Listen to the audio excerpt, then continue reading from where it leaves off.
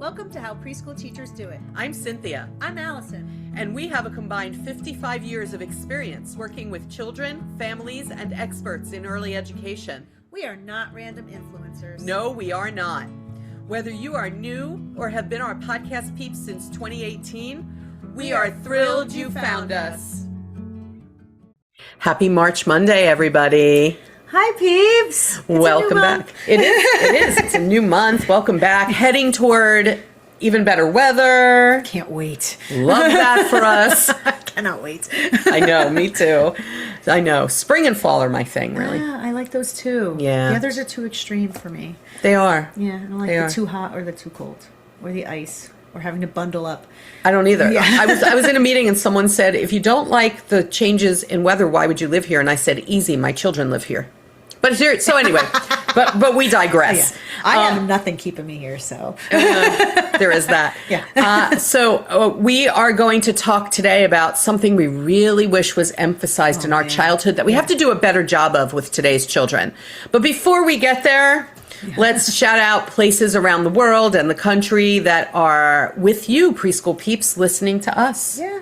So first, we're shouting out the people of Kenya. Hello, everybody. And we are also shouting out the people of Athens, Georgia. And we did have this discussion. I believe there's a huge university in Athens, but I don't remember which one. I could also just be wrong. If you go to that university or you know someone who does, feel free to contact us at howpreschoolteachersdoit.com. Yes. Hello, Athens. Add to our knowledge of university locations and Georgia. Yeah. And Georgia, which is a great state. I love going and visiting Georgia. Great things to do and see, and decent weather when I go. I was just going to say nicer weather. Yeah, decent weather when I've been there. So we are here today to talk about something that's really near and dear to our hearts. And I know, like, I can speak for myself. Yeah. This is something that I've been working on for, let's see, year and a half. Yeah, at least a year. No, more than that. More. Maybe 2 like years a year almost. and a half. Yeah. For myself. Right. And it's been quite a journey, and that is physical health and well-being. Interestingly, in the state we're in New Jersey, one of the standards for early childhood education is physical health and well-being. Mm-hmm. And a lot of times when we talk about physical health in young children, we think about, we have to help them improve their gross and fine motor skills.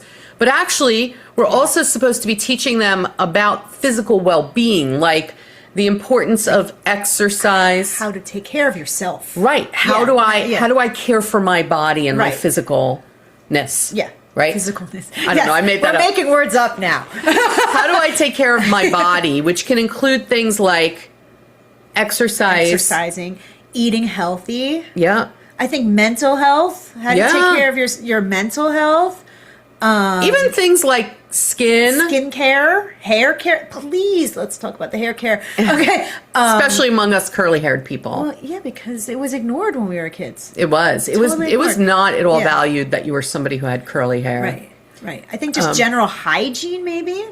Yeah, well, I think hygiene has changed over my lifetime. I agree with that. Yeah. I think we'll get into it. Yeah. But let's start with, I think, things that are a little less granular, like like the importance of teaching children, outdoor play is fun.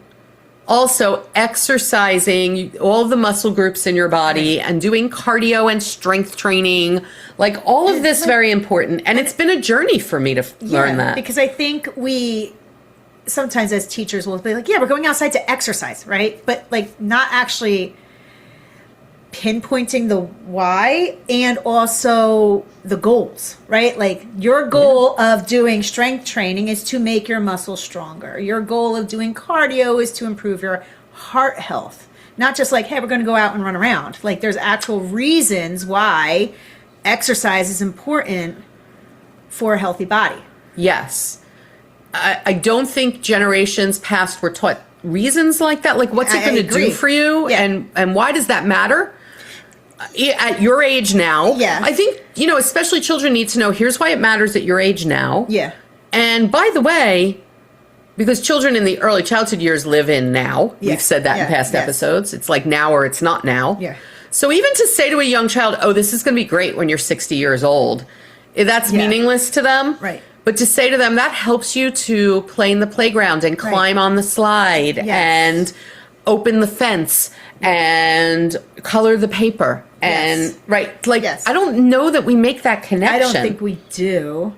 And I think when we were growing up, I think exercise was looked at as like this chore that you didn't want to do. And I think we need to make it so that the children of today growing up don't think of it that way, because I still kind of think of it that way. Okay, but I was raised for decades of like, this is just something you do to lose weight. And that was it. There was no other goal for exercise other than we're going to lose weight. The adults when I was growing up, like they didn't even get up off the sofa to get change a channel on the TV. They called us in. Yes. Right? That was my job. Go change the channel. Go change the channel. This is dating us because this is before remote controls, but we're part of TV. Okay. But even when the remote control came in, it was like, go get my remote. I was in another room at the other side of the house, and you called me in here to grab your remote from the same room. Once they were on the couch, that was it. They didn't get up off the couch because I feel like they had children to do all of their dirty work. I think, I think one of my sisters once said, the goal at the end of the day for people in our parents' generation was to get to the couch. Yes. That was the goal. Sit on the couch. Sit on the couch and watch TV. For not everyone, by the way. I know some of you are listening thinking, no, my parents jogged.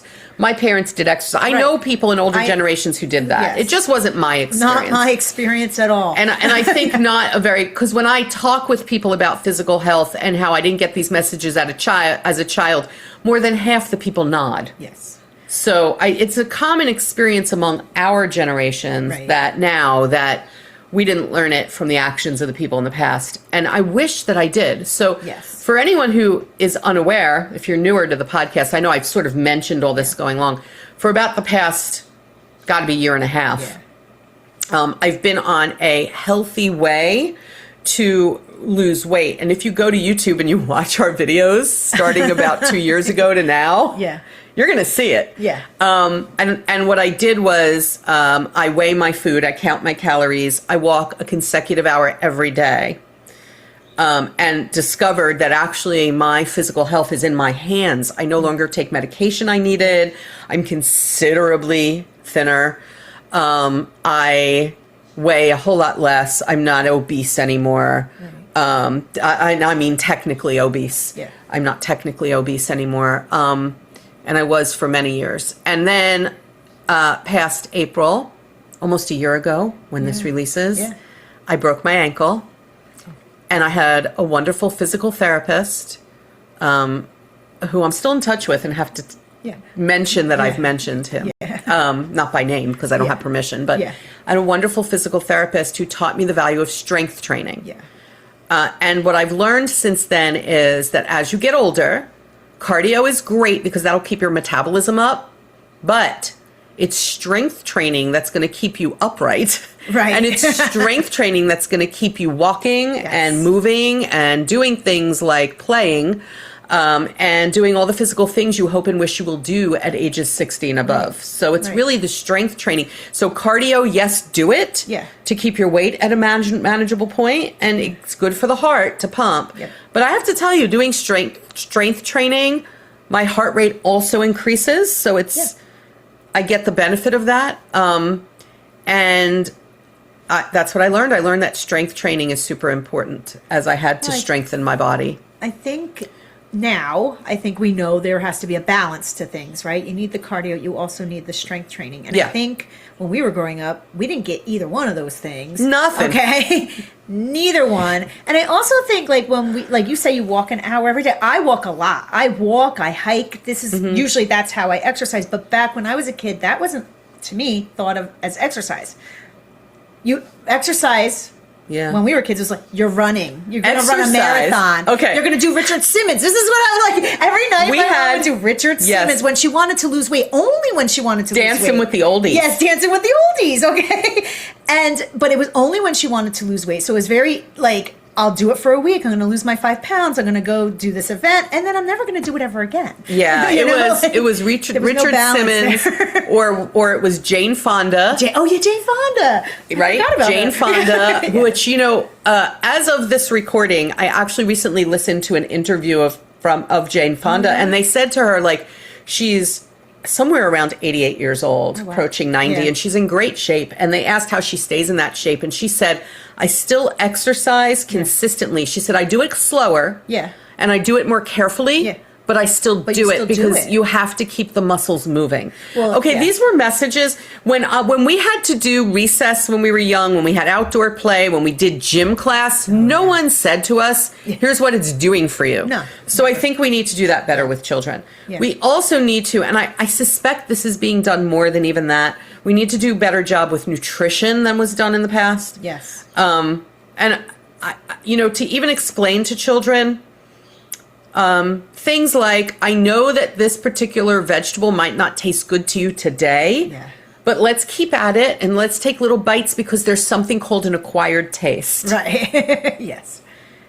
And eventually you may enjoy it more and it's really good for your body. Here's what it does. Yeah. Just saying, okay, we have a nutritional menu in our early childhood program, or at home we follow the My Plate or whatever is in style now. Whatever the USDA says. I think that's who brings that out, right? Remembering that things are approved based on a lot of times money and the flow of money, and political PACs, remembering that. Yeah. But to say, like, we do My Plate and we make sure our children eat X amount of vegetables and X amount of fruit and all that stuff, please explain to them why.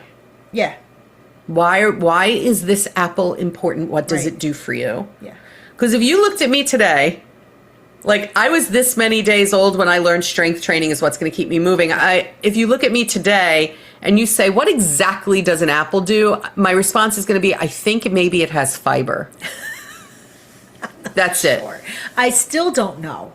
Okay. And I'm old. Okay. I know they're healthy for you. Do I know the exact reason why an apple is healthy for you? No. Because an apple a day keeps the doctor away, but nobody knows why. Nobody knows why. So we need to, as far as nutrition, we need to not only model good nutrition, teach good nutrition, teach children things like, I'm just going to pick an example. Things like foods that say in the supermarket that it's sugar-free doesn't make it healthier. Correct. Actually, they've put more chemicals in it. Yes. Things like that. Often they have more calories in them. And more carbs. If you actually look at the nutritional labels of things, it's all trickery. When they take out the sugar, they have to put something else in. And it often makes it way, way less healthy. Yeah. So, wouldn't it be nice if we took some of the older early learners who are in elementary school, like 2nd and 3rd grade, and taught them what the nutrition label tells us? Yes, let's add that. Because if you can't read that, you don't know. You're just buying things, right? That's very true. Yeah. Also, some of the more granular things like skincare should be a lifelong thing. Do you know I still can't get in a good skincare habit? I also cannot. And I think it's because it was never taught to me. It wasn't ingrained in me. If it was ingrained in me, like, that would just become a habit. Just be, this is what you do before bed, Allison. This is what you do when you wake up. I cannot. Me either. And I have very dry skin. Me too. And I try, but I'm better, I think, at my body now, because I went through a really bad dry skin period last year, and the dermatologist told me, you put lotion on after your shower. I'm like, yeah, in the winter. He goes, all year long. Don't, because you have to do it in the summer too. And I do that now, but for my body, but for my face, not so great. You know what I tend to do? I'm not great at the skin on the face, like doing the washing and the moisturizers and whatever else you're supposed to be exfoliating. I'm not good at that. Yeah. Or my skin will get dry, like my hands will get dry, and I'll moisturize them until they feel better, and then I stop. No, it's not a habit. That's what the dermatologist told me. He's like, no, all the time. If you have dry skin, you need to do it all year long. After the shower, you put that lotion on, make it a habit. And now it is a habit. That part is a habit for me because he told me that. And I started buying like scented lotions that probably aren't the healthiest, but it makes me be like, no, you're going to smell better after the shower, but you have to like really get into the habit of it. Now, if I don't do it, I can tell I didn't do it. Yeah. It's like the skin is like on fire that day. Yeah. My skin is. This, no. I don't know why. I could get into doing everything else. I do it for a little while, and then I don't know what happens. Something knocks. Yeah. So again, we need to teach children. So I know someone whose daughter has curly hair. You mentioned hair earlier. I know someone whose daughter has curly hair, and I very much admire her. Her daughter is 6 years old, still an early learner. And she said to me one day, what products do you use on your hair? I want to teach my 6-year-old to do that. And I was like, thank you. Because this again, person. this again, lifelong pursuit, figuring this out. Okay, I did not know I had naturally curly hair. Are you ready for this? Until I was in college. Why? Because my mom, when I was a kid, she would give me a bath, and when she would sit me in front of the TV and she would brush my hair out, and then she'd put little clips at the bottom to weigh it down. Oh yeah. And so I just thought I had like a wave. Yeah. Because then when I was taking a shower in high school, I would just kind of brush it and do this thing and just leave it. I didn't know that I had to put mousse in my hair or hair cream in the hair. And when I went to college, my friend's like, oh, let's put some mousse in your hair. And it got all curly and it was beautiful. Like, wow, that's what my hair looks like. And I never knew. 20 years went by and I did not know. Girl, you don't have to tell me about curly hair not being acknowledged. Like, I remember, like, I would go, they were the blow drying of this hair and pulling it straight. Pulling it straight. No wonder why I grew up and was straightening my hair for so many years, because I thought that's what was right or something. But you're damaging it. Yes, like you're fully damaging it's ridiculous. Your hair. I love my curly hair now. I love my curly hair now, and I would never do anything to straighten it me anymore, neither. But like, not anymore. But even like, just like the hair hygiene, I think we need to teach it. Like, wash your hair, condition your hair, put the I loved that she asked me what products to use. I want to teach my daughter how to take care of her curly hair. Try not to straighten your hair. You should love your natural beauty. Like, like, and all these things. Try not to use the hair dryer so much because the heat is not good. Like, these are things that we're not teaching anyone. That I wasn't taught, certainly. What was the other thing you mentioned that I laughed and I said we'll get back to that? Now I don't know. Oh yeah, what was it?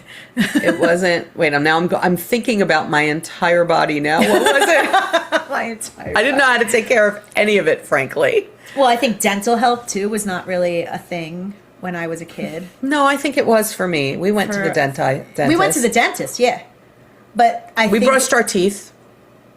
We did not floss. I still hate flossing. And as my mom, who still won't floss because she thinks it's weird, true quote, that tells you how I grew up with that. Okay. She doesn't like the way it feels. I'm like, okay, cool. Like, this is what I think we were growing up with. Like, just weird notions that people had about things. And we just thought they were true. Yeah. No, because when your parent teaches you that, you think it is true at that age. You do. Right? So, like, we have an opportunity here to make this all normal for these kids. Yes. You know?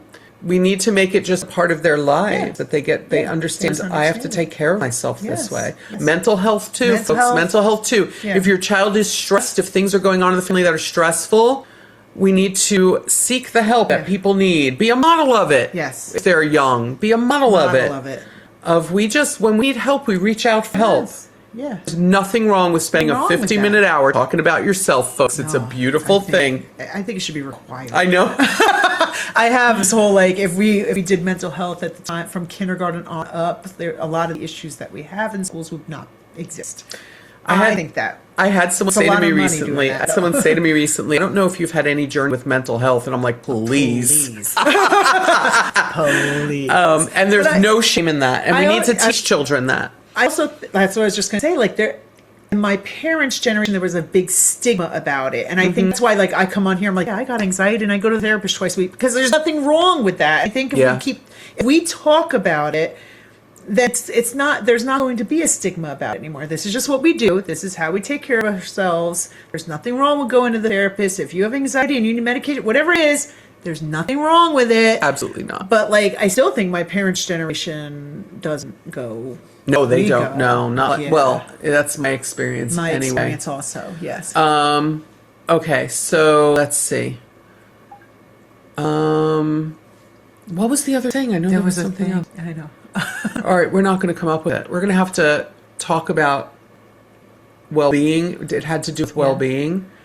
We're going to have to talk about this again in the future, obviously. Yeah.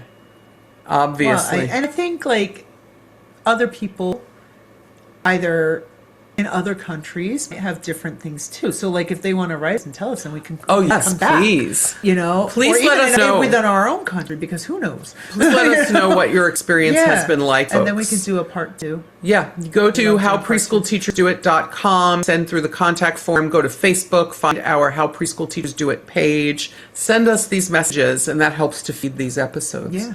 Yeah. All right, since neither one of us can remember, maybe we need to learn more when we were young about taking care of our memories. Because this isn't good. Yeah. All right, folks, we're going to let you go because we don't know. And we're going to catch you next time on the podcast. It'll be a different topic. We may circle back to something like this in the future. That's all. Yes. All right, folks, have a good week. Bye, peeps.